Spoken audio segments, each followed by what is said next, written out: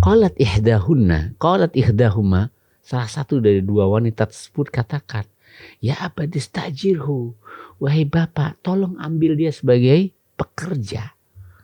Inna khaira man istajarta, sesungguhnya pekerja yang terbaik, karyawan yang terbaik, al-qawi al-amin. Kemudian juga boleh apabila jalan itu tidak memungkinkan ya. Apabila jalan itu memungkinkan ya itu lebih bagus karena itu lebih etis. Wanita itu lebih terhormat dengan diwakili orang tuanya kan gitu toh. Nah, tapi juga tidak mengapa seandainya ia datang sendiri dan menawarkan diri kepada orang yang dianggap saleh tersebut. Alhamdulillah sudah hadir di tengah-tengah kita Kang Mas untuk melanjutkan pertanyaan yang kemarin yang sempat tertunda. Yeah. Sebelumnya semoga antum dan keluarga senantiasa sehat. Amin. Begitu juga panjenengan dan seluruh kaum muslimin wal muslimat. Nggih. Barakallahu fiik. Wa fiik barakallahu Ustaz. Kemarin yang sempat tertahan dan belum sempat keluar untuk ditanyakan itu mungkin sudah lazim barangkali di masyarakat itu yang lamar itu adalah laki-laki. Yeah. Nah, bagaimana kalau ada yang punya keinginan kuat itu justru perempuan dan berkeinginan untuk melamar akhirnya perempuan, itu bagaimana Ustaz pandangannya? Dalam Islam itu bebas-bebas saja ya. Artinya boleh wanita yang lapor kepada bapaknya agar bapak memanggil si empunya yang dimaksud, atau bahkan dianya kalau memang sudah kesengsem dengan seorang lelaki boleh menawarkan diri. Ya. Tentang yang pertama, bahwa si anak apabila sudah punya minat dengan seorang yang menjadi tambatan hati, maka jujur saja ngomong sama orang tua. Ya, dan orang tua juga harus paham tentang apa yang harus ia lakukan. Kita cek ya. Allah Ta'ala abadikan apa yang saya sampaikan tersebut di dalam surat Al-Qasas. Ketika bercerita tentang perjalanan Nabi Musa alaihissalam setelah meninggalkan Mesir untuk ke negeri Madian. Ya. Kemudian dikisahkan di situ singkat saja, Nabi Musa mendapati ada dua orang wanita yang sedang menghalau kambing-kambing mereka, ya, yang digembalakan sore hari kan biasanya setelah digembala pulang kandang. Sebelum pulang minum dulu toh. Begitu. Nah, dua wanita ini didapati Nabi Musa sedang menghalau-halau kambingnya. Jangan sampai nimbrung bersama para penggembala lelaki yang lain. Karena kondisinya dua wanita tersebut adalah orang tuanya dalam keadaan sepuh begitu ya. Jadi terpaksa mereka gadis berdua inilah yang menggembalakan kambing milik kedua orang tuanya. Sehingga Nabi Musa bertanya, "Ma khutbukuma?" Gimana sampean? Cewek kok menggembala? Kemudian setelah menggembala mau meminumkan kambing-kambing bersama kaum lelaki, ya. Disebutkan di situ mereka menjauhkan kambing-kambing tersebut agar tidak nimbrung bareng. Di sini ada faedah bagus, Mas Indro. Gini, wanita itu ketika terpaksa keluar rumah, ya, karena udzur syar'i, karena kebutuhan, ya, itu boleh. Bahkan aktivitas di luar boleh. Bahkan ia yang nantinya akan menjadi istri Nabi Musa itu juga beraktivitas di luar rumah, menggembala. Tapi etikanya harus dijaga dong. Gimana etikanya? Gak berbaur dan seterusnya. Ya. Ketika sudah menggembala kambingnya, saat mau diminumkan, ditunggu sehingga sepi, ya, dan mereka menjauh dari komunitas kaum laki-laki. Nah, disinilah muncul seorang Nabi Musa. Sebelum jadi nabi, ditanya kenapa kalian, orang tua kami sepuh dan kami harus menggembala. Akhirnya Nabi Musa ya sudah, tanpa diminta, itulah seharusnya kita ya. Ketika ada orang yang membutuhkan bantuan, kita mesti harus peka dong. Cancut tali wonto. Iya, jangan peka, apalagi pekok. Iya, kita harus peka. Ngerti apa yang harus dia kerjakan, seperti Nabi Musa. Ya. Maka diminumkan, artinya kambing-kambing terus diurusi oleh Nabi Musa, ya. Kemudian agar kambing-kambing itu minum, setelah itu diantarlah dua wanita tersebut ke rumahnya oleh Nabi Musa. Nah, kemudian akhir si Nabi Musa karena asik di negeri Madian, lalu ia cerita apa yang ia ceritakan, bahwa ia meninggalkan Mesir karena khawatir bahwa dirinya akan dibunuh. Karena setelah membunuh dua orang dari kaum Kipti kan. Nah, ya. Setelah itu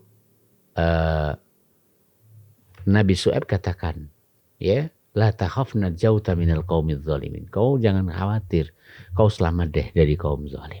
Nah, kemudian singkat cerita, si anak perempuan tadi sangat terkesan ternyata dengan Nabi Musa.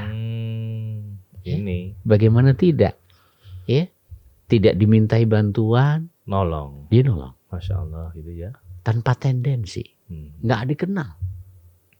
Ya, demikian.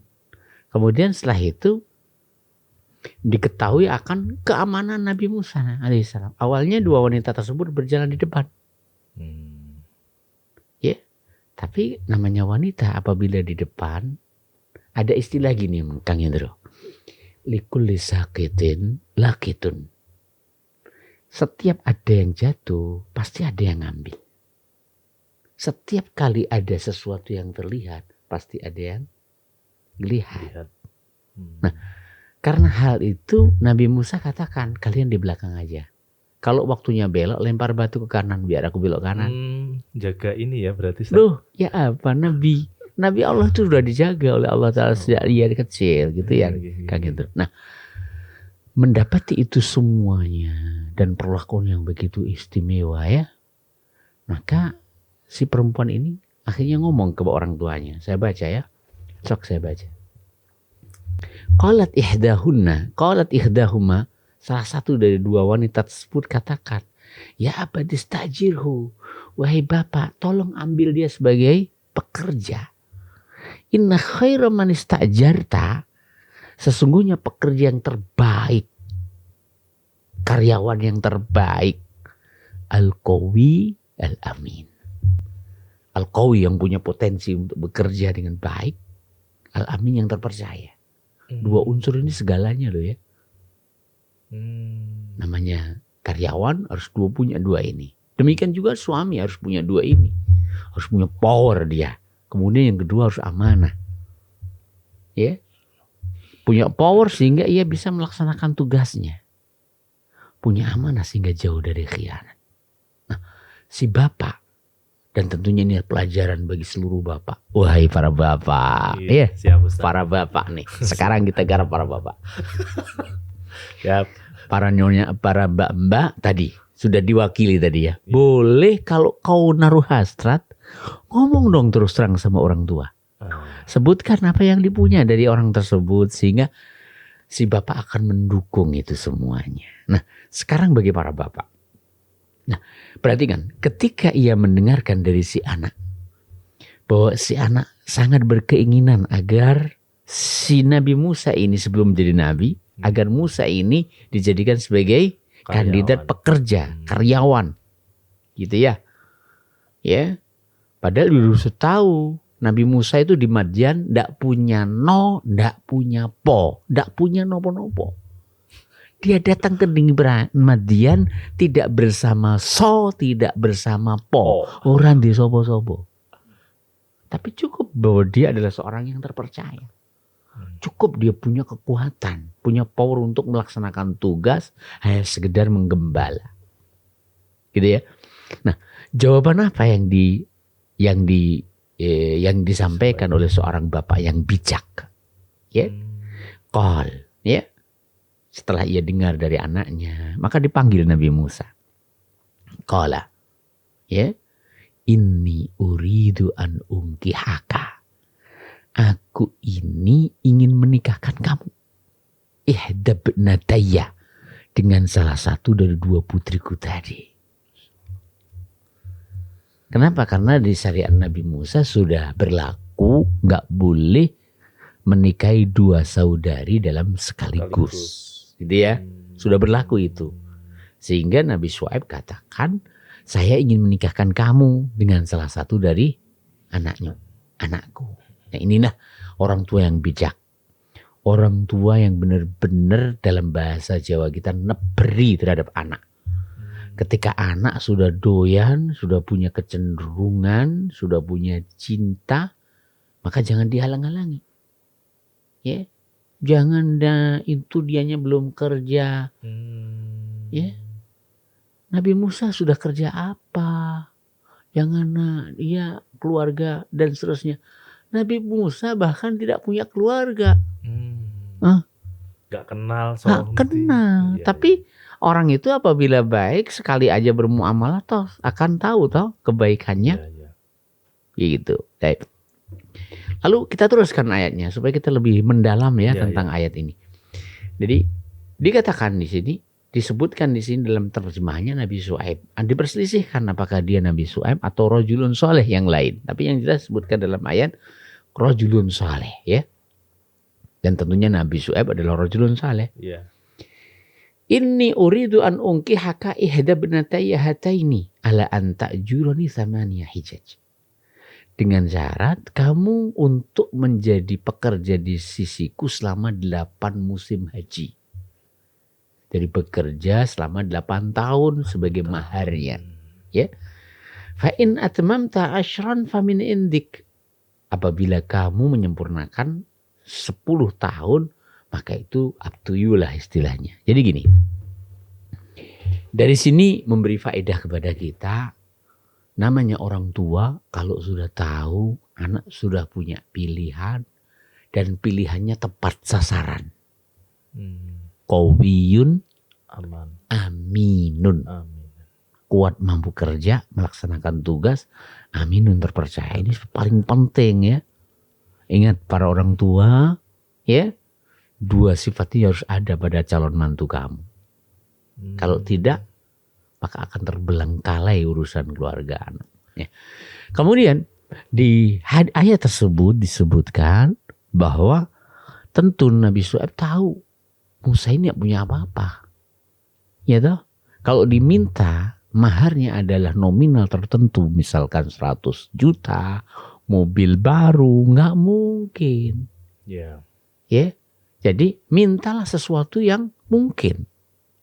Ya. Dan dari sini memberi faedah pada kita, namanya mahar itu adalah boleh mal, yaitu harta, atau manfaat. Manfaat. Seperti bekerja di sini kan manfaat ya. Oh iya. Iya. Jadi apapun yang memberikan nilai manfaat itu boleh dijadikan untuk sebagai mahar. Tapi karena dia adalah harus diketahui maharnya berapa, ya, maka ditentukan waktunya, yaitu selama 8 tahun. Samaniyah hijaj. Apabila kamu ingin menyempurnakan, maka itu terserah kamu. Jadi nominal di sini ditentukan 8 tahun, ya, demikian.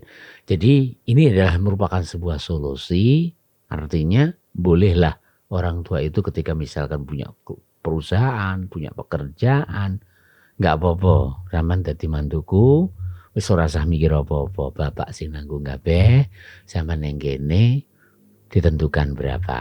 Nah, jangan 8 tahun lah, setahun enggak apa-apa gitu ya. Wallahu taala a'lam. Jadi orang tua harus paham ketika anak sudah punya pilihan dan pilihannya tidak salah. Masya Allah. Nggak usah malu, dipanggil tuh. Nabi Musa dipanggil, didudukkan, dijelaskan, dan diberi support, diberi dorongan. Bapak dulu juga bekerja seperti kamu, mungkin tidak punya apa-apa. Ustaz. Begitu dan seterusnya. Yang jelas yang penting segera mendapatkan tambatan itu adalah keselamatan. Wallahu ta'ala a'lam. Masya Allah. Oh ya Ustaz. Tadi belum selesai ya. Belum. Tadi orang tua kan. Oke. Anak Lanjut, ngomong ke orang tua. Ya. Jadi orang tua memanggil. Kemudian juga boleh apabila jalan itu tidak memungkinkan ya. Apabila jalan itu memungkinkan ya itu lebih bagus karena itu lebih etis. Wanita itu lebih terhormat dengan diwakili orang tuanya kan gitu toh. Nah, tapi juga tidak mengapa seandainya ia datang sendiri dan menawarkan diri kepada orang yang dianggap saleh tersebut. Ya, tidak harus ustadz. Misalkan Kang Indro juga nggak apa-apa datang kepada Kang Indro. Apalagi Kang Mas. Nah, nih kalau itu sudah siap memang. Masya Allah. Dalilnya apa? Coba kita perhatikan. Dalam sebuah hadis nih, di tangan saya ada kitab Sahih Fiqhus Sunnah, alhamdulillah. Dalam sebuah hadis diriwayatkan oleh Imam Al-Bukhari, sahih hadisnya ya, mesti sahih Imam Bukhari. Yeah. Demikian juga Imam Nasai, demikian juga Imam Ibnu Abbas, Ibnu Majah radhiyallahu ta'ala dari jalan Anas bin Malik radhiyallahu ta'ala dari jalan Anas bin Malik Al-Ansari Al-Khazraji radhiyallahu ta'ala. Beliau mengatakan, Anas mengatakan, ja'at imru'atun. Ada seorang wanita datang ila Rasulillah sallallahu alaihi wasallam kepada Rasulullah. Tu'ridu alaihi nafsaha. Dia menawarkan diri. Wanita datang kepada Rasulullah menawarkan diri. Qalat, ia katakan, ya Rasulullah, wahai Rasulullah, alaka bihajatun? Apakah engkau berhajat padaku? Ya. Nah, faqalat ibnatu Anas. Ketika sang bapak bercerita tentang wanita yang menawarkan diri, maka si anak nyeletuk nih. Dengar celetukan anak. Ma aqalla haya'ah. Wanita ini betapa rendahnya rasa malunya. Dalam bahasa kita, randi senyuyu. Sebelum Anda mewakili, sudah diwakili anaknya Anas. Coba perhatikan bagaimana sang bapak. Wah, sau'ata. Betapa hinanya wanita ini. Faqala Anas. Maka sang bapak mengatakan, perawi hadis yang bercerita tentang wanita tersebut. Hiya khairun minki. Dia lebih baik daripada kamu. Oh. Bagaimana kau katakan bahwa dia betapa rendahnya? Dia lebih baik dari kamu. Raghibat fin Nabi SAW. Dia berkeinginan pada Nabi. Fa'aradat alaihi nafsaha. Maka ia tawarkan dirinya. Dan ini adalah pelajaran dan contoh bagi seluruh wanita. Ketika buntu ya. Artinya buntu itu tidak ada yang siap untuk menjadi mak jomblang. Orang tua mungkin juga sudah tidak ada atau tidak memungkinkan. Ya. Sementara ini harus gerak cepat nih Kang Indro. Umurnya udah jalan. Nah, ya. Ini harus gerak cepat Kang Indro. Maka ya apa cara nih? Maka dia nggak apa-apa menawarkan diri. Kalau ada orang mengatakan gini, nah itu kan menawarkan kepada Nabi. Oh, ya. Ya kan? Mungkin kan ada pertanyaan itu? Ya. Adapun kepada orang-orang seperti kita, siapa kita sehingga berhak menerima tawaran itu? Maka kita katakan, yang nawarkan kan juga sahabat. Jadi yang datang menawarkan diri kepada kita ya tidak jauh beda lah dengan kita kira-kira gitu ya. Jadi tidak mengapa, kita ulang lagi, hal tersebut. Apalagi apabila wanita tersebut sudah mengetahui baiknya agamanya, kemudian rekam jejaknya sudah bagus. Misalkan Kang Indro berapa putranya Kang Indro? 2 Ustaz. 2, alhamdulillah. Putranya 2, ganteng-ganteng, ayu-ayu. Siapa yang tidak ingin punya keturunan dari Kang Indro? Maka tidak mengapa. Datang menawarkan diri kepada Kang Indro. Seandainya. Jadi seandainya oleh balik loh Kang. Ya. Jadi hadisnya sahih Kang Indro ya. Jadi boleh wanita itu menawarkan diri kepada orang yang dia bidik, yang dianggap saleh, yang siap untuk menjadi imam bagi dia. Sebagaimana seorang boleh memilih siapa yang menjadi imamnya dalam sholat. Wallahu taala alam. Ya, Ustaz. Ya. Jadi akan muncul banyak pertanyaan sebenarnya. Oh iya. Tapi pasti Ustaz ini nanti waktunya panjang nih. Tapi seringkas saja Ustaz. Yang pertama tadi anak petik pelajaran bahwasanya tidak hanya pada saat memilih calon menantu atau calon pasangan buat anak, tapi ada juga bisa dimanfaatkan untuk misalnya kita ngambil ke porsi calon karyawan, tenaga kerja segala macam. Yeah. Tadi kan Al-Qawi ya. Nggih. Nah, Al-Qawi itu Bahkan teksnya dikatakan di situ adalah ya abadis takjirhu, wahai bapak ambil dia sebagai karyawan. Jelas gamblang. Ya, wanita tersebut sama sekali tidak menyembunyikan ia ingin menikah dengan Nabi Musa, sama sekali tidak. Tapi orang tua paham bahwa anak sudah memiliki kecenderungan pada apa yang dimiliki Nabi Musa. Ya, jadi ketertarikan kepada lawan jenis itu sudah merupakan bibit dong. Orang tua harus paham. Iya, sehingga disinilah waktu yang tepat orang tua untuk mencarikan pendamping. Lebih-lebih lagi orangnya sangat membutuhkan, seperti Nabi Musa yang membutuhkan. Istilahnya dalam bahasa Jawanya tumbuh keceduk tutup pas gitu loh. Lop. Ya. Nah, tadi Al-Qawi berarti kemampuan dari segi fisik juga dalam bisa kita artikan sebagai luas dia. Oh, luas. Al-Qawi itu luas ya. Geng. Nabi Musa yang dia miliki kemampuan untuk memanage dan menggembala kambing. Nah, penting ini Ustaz. Kan fokusnya di situ toh. Ya. Paham, Masya Allah. Jadi tidak harus kuat di sini adalah kuat finansial karena Nabi Musa tidak dibutuhkan punya finansial. Kenapa? Mertua sudah punya finansial.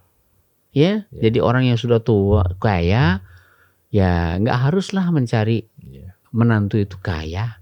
Lah kalau kaya semua nanti ya hartamu mau dipakai apa? Kan gitu. Cukupane gitu. Ya, Ustaz, begitu. Baik. Barakallah. Barakallah. Terus, nah mengenai apa istilahnya keberanian akhwat untuk mengutarakan maksud tadi, berarti dalam arti sekarang itu ya tidak bisa langsung berarti ada orang tua yang harus istilahnya menjembatani untuk menyampaikan itu, begitu ya Ustaz? Tidak mesti harus begitu. Oh, enggak gitu Ustaz. Kan ya etikanya begitu ya. Tapi seandainya gitu ya, masing-masing anak lebih paham tentang orang tua. Masing-masing anak lebih paham tentang orang tuanya. Kadang ya nanti Mbok Yau sudah ditawarkan kemudian nggak jadi atau nggak siap atau nggak mau, kan kadang malu orang tua kan. Jadi tidak mengapa seandainya dia menawarkan diri langsung atau melalui temannya atau melalui dan seterusnya. Rasulullah SAW sendiri terhadap para sahabatnya, para istrinya, beliau juga melalui perantara. Rasulullah SAW menikahi Maimunah radhiyallahu taala anha itu melalui seorang namanya Abu Rafi. Abu Rafi itu mak comblangnya. Jadi memang mak comblang itu sejak dulu sudah ada gitu ya. Nah, ketika unsur-unsur tidak memungkinkan, maka boleh wanita gerak cepat sendiri. Nah, baik. Masya Allah. Baik Ustaz.